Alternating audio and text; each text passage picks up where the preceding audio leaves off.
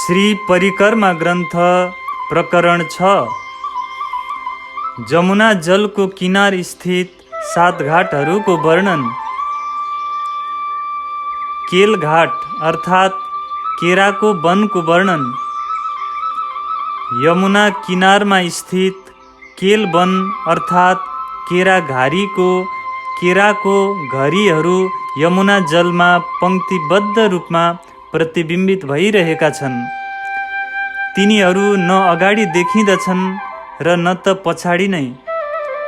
सबै समान रूपले सुशोभित छन्। यमुना जलमा प्रतिबिम्बित केराहरूको सुकोमल थम्बा भित्ता जस्तै देखिँदछ। यी केराका पातहरूको छाया वन उपवनहरूको गल्लीहरू एवं मन्दिरहरूसम्म पुग्दछ। यस केरा घारीको भुइँको बालुवा अत्यन्तै उज्जवल देखिँदछ। केल वनमा खेल्नका लागि विभिन्न चोकहरू छन्। त्यसमा केराका पातहरूको शीतल छाया पर्दछ। जमिनको निर्मल बालुवा मोती जस्तै चम्किँदछ। त्यसको विशेषताको वर्णन गर्न सकिँदैन। केराको थम्बाहरूमा लागेका काँचो र पाकेको केराहरूको घरीमा यो विशेषता छ कि त्यसबाट सुगन्ध निस्किँदछ। यसको विभिन्न प्रकारका जातिहरू केल वनको सुन्दर चोकहरूमा सुशोभित छन्। जब सबै सखीहरू रङ्गमहलको मन्दिरहरूका ढोकाहरूबाट निस्किएर जल क्रीडाका लागि केल वनतर्फ आउँदछन्, त्यस समयको शोभाको वर्णन यी शब्दहरूद्वारा हुन सक्दैन। यो केलको घाट बडा वनसम्म फैलिएको छ। यहाँ सखीहरू झुलाहरूमा झुल्दछन्। यमुना तटसम्म फैलिएका यस घाटको दक्षिणतर्फ लिबोई घाट अर्थात् कागतीको वन छ। अब लिबोई घाटको वर्णन। यस वनमा कागतीको बोट छाता जस्तै गरी सुशोभित रहेको छ। यसको सघन छायामा शीतल एवं सुगन्ध वायु बहदछ। यी अलग अलग वृक्षहरूका लामा लामा हाँगाहरू एक अर्कासँग जोडिएका छन्। यी वृक्षहरूमा असंख्य फल झुन्डिएका छन्।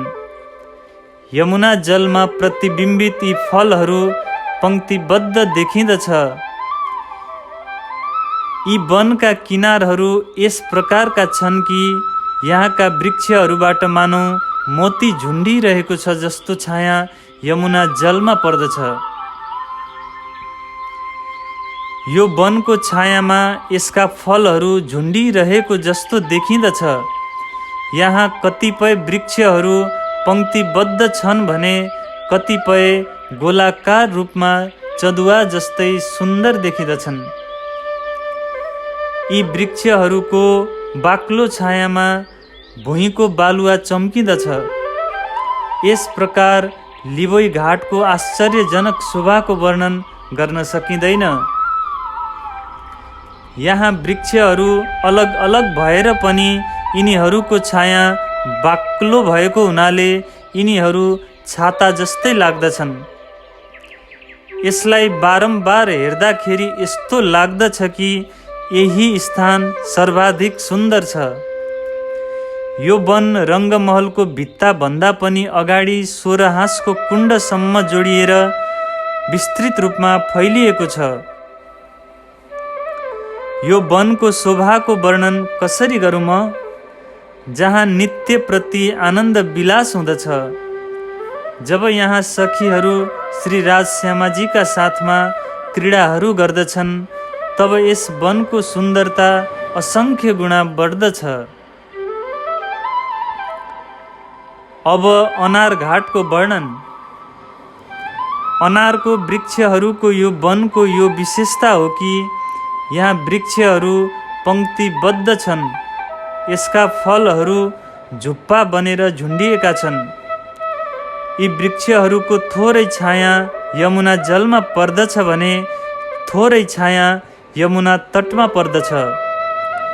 यमुनाजीको पुरै तटसम्म यो छाया यस्तै प्रकारले समानान्तर रूपले देखिँदछ। अनारको यो घाट यति धेरै सुन्दर लाग्दछ कि मानौ यी सबै वृक्षहरू मिलेर एउटै छाता बनेका छन्। यसको बाक्लो छाया कहीँ पनि कम या ज्यादा नभएर सबैतिर समान रूपले देखिँदछ। यिनीहरूको यो विशेषता छ कि जहाँ जुन घाट तथा वन देखिँदछ त्यही नै सर्वाधिक विशेष लाग्दछ। यी सबै घाट एवं वन एक अर्को भन्दा अधिक शोभायमान छन्। त्यसको कहाँसम्म वर्णन गरौँ म? यो वनमा कतै फूल, कतै फल तथा कतै पातहरू देखिँदछन्। यस प्रकारले विभिन्न युक्तिद्वारा यो मण्डप बनेको छ, जुन सुनभित्र जडिएको विभिन्न मणिहरूको जस्तै लाग्दछ। यी वृक्षहरूको विशेषताको वर्णन कसरी गरौँ म? यसलाई हेर्दाखेरि अति प्रसन्नता हुँदछ। चम्किरहेको बालुवा भएको यो सुगन्धित वन रङ्गभवनको भित्तासम्म पुग्दछ। अब पाटघाटमा अवस्थित अमृत वन अर्थात् आँपको वनको वर्णन। यमुनाजीमा स्थित केल एवं बटको पुलको बीचमा 7 घाट सुशोभित छन्। यसमा 3 दायाँतर्फ र 3 बायाँतर्फ रहेको छ। यिनीहरूको बीचमा पाटको घाट छ। त्यसमा विभिन्न थम्बाहरू एवं चाँदनीको शोभा छ। यही पाटको घाटमा अमृत वन सुशोभित छ। रङ्गमहलको ढोकाको अगाडि स्थित यो वन अत्यन्त सुन्दर शोभायुक्त छ।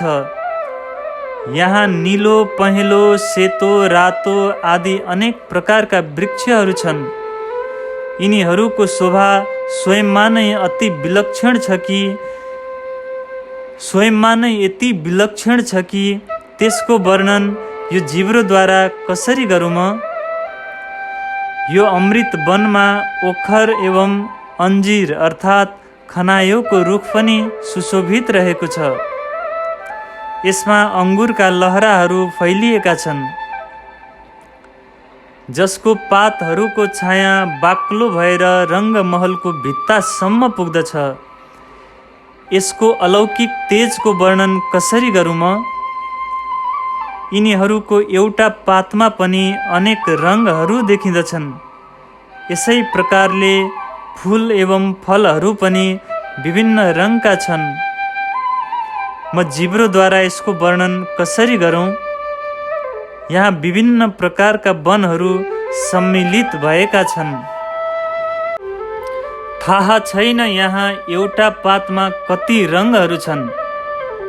यस्तै प्रकारले यहाँको एउटा एउटा फूल, फल, हाँगाहरू तथा मूलमा, बोटमा पनि अनेक प्रकारका रङहरू छन् जस्तै लाग्दछ। यो वनमा यस्तो ज्योति निस्किँदछ कि त्यसले पुरै आकाशलाई प्रकाशित गरिदिँदछ। यहाँको प्रत्येक वस्तु आआफ्नो रङ फैलाउँदछन्, तर कसैले पनि अर्को रङलाई जित्न भने सक्दैनन्।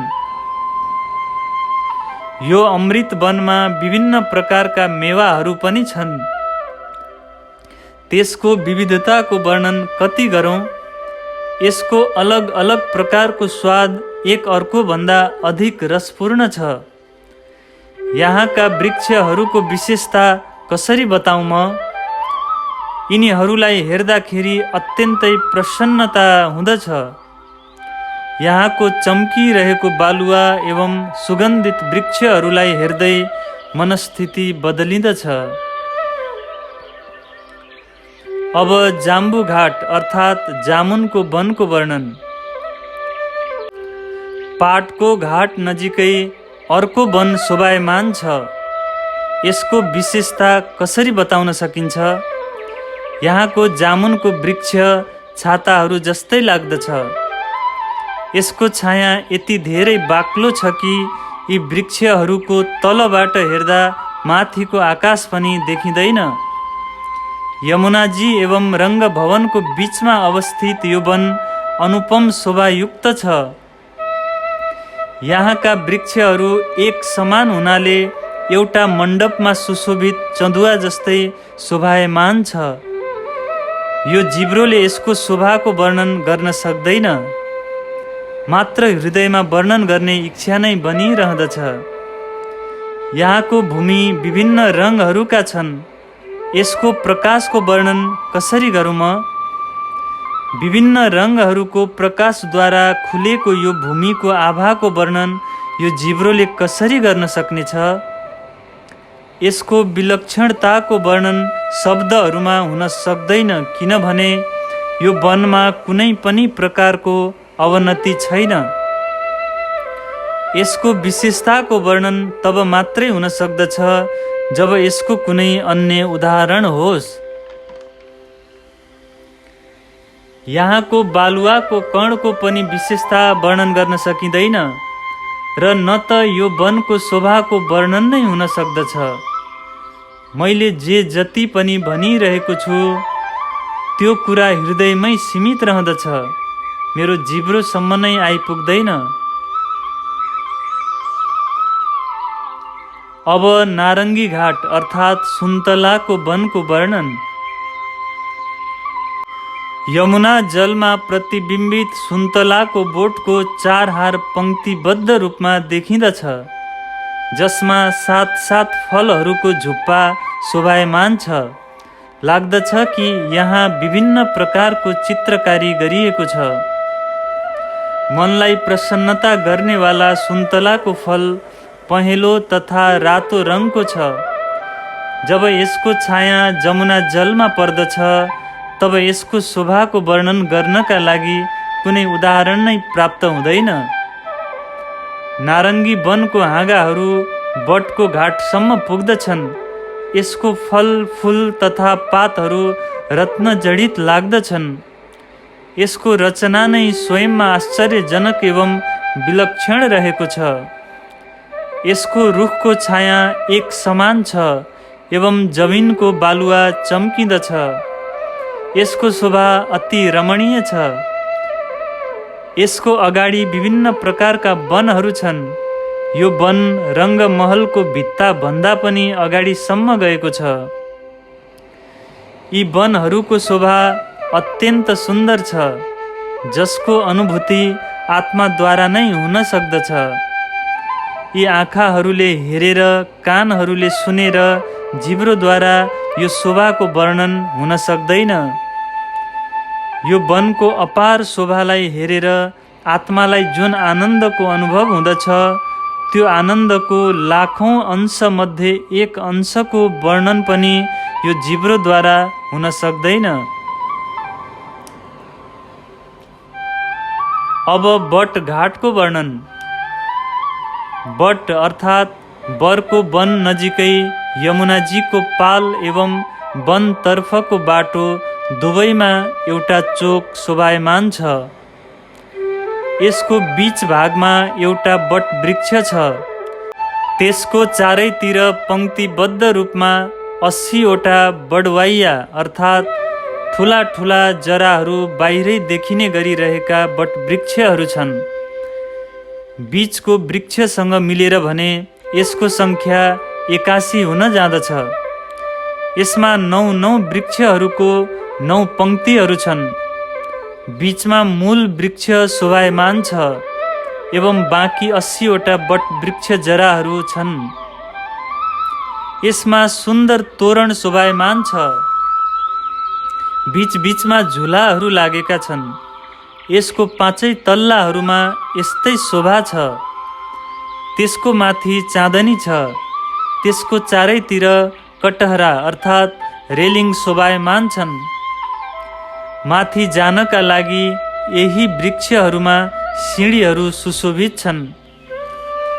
यमुना तटमा स्थित बटको वृक्षहरूको शाखाहरू अनेक छन्, जसको विस्तृत छायामा बसेर सखीहरू श्रृंगार गर्दछन्। यी बट वृक्षका शाखाहरू माथितर्फ मन्दिरको चुचुरो जस्तै अग्लो छ। साथै तलतर्फ भुइँसम्म झुन्डिएका छन्, जसलाई भुइँबाट हातले छुन सकिँदछ। यी बट वृक्षहरूको तल फैलिएका हाँगाहरू चारैतिर थम्बहरू जस्तै पङ्क्तिबद्ध रूपमा फैलिएका छन्। यस वृक्षको पात र फुलहरू अत्यन्तै शोभायमान छन्। यस प्रकारले बटका यी वृक्षहरू अत्यन्तै विशाल छन्। यस वृक्षका हाँगाहरू माथि माथि नै 5 तल्लासम्म छाता जस्तै फैलिएका छन्। यस प्रकारले यी बट वृक्षको पहिलो तल्लामा तल बालुवा बिछ्याइएको छ एवं त्यसको माथि 4 तल्लाहरू शोभायमान रहेका छन्। यी बट वृक्षहरूको झरोखाहरूमध्ये पूर्व दिशाको झरोखाको छाया जमुना जलमा पर्दछ। अरू 3 दिशाहरूमा वन उपवन देखिँदछ। चाँदनीको माथिबाट रङ्गमहल देखिँदछ। यस प्रकारले 10 दिशाहरू प्रकाशित छन्। यी बट वृक्षहरूको माथि तलको तल्लाहरूमा विभिन्न क्रीडा स्थलहरू छन्, जहाँ सखीहरू उठ्दै बस्दै विभिन्न प्रकारका खेलहरू खेल्दछन्। कतिपय सखीहरू यी वृक्षहरूबाट जमुना जलमा हाम फाल्दछन् एवं पुनः दौडिएर हाँगाहरूमा चढ्दछन्। यस प्रकारले विभिन्न प्रकारका खेलहरू खेल्दै सखीहरू आफ्नो चञ्चलता एवं चातुर्यको प्रदर्शन गर्दछन्। यी बट वृक्षहरूको प्रत्येक तल्लामा माथिसम्म चारैतिर झुलाहरू लागेका छन्। यी झुलाहरूमा झुल्दै सखीहरू रङ्गभवन, ताल, जमुनाजी सहित नारङ्गी आदि विभिन्न वनहरूको शोभाको दर्शन गर्दछन्। यो घाटको शोभा अद्वितीय छ।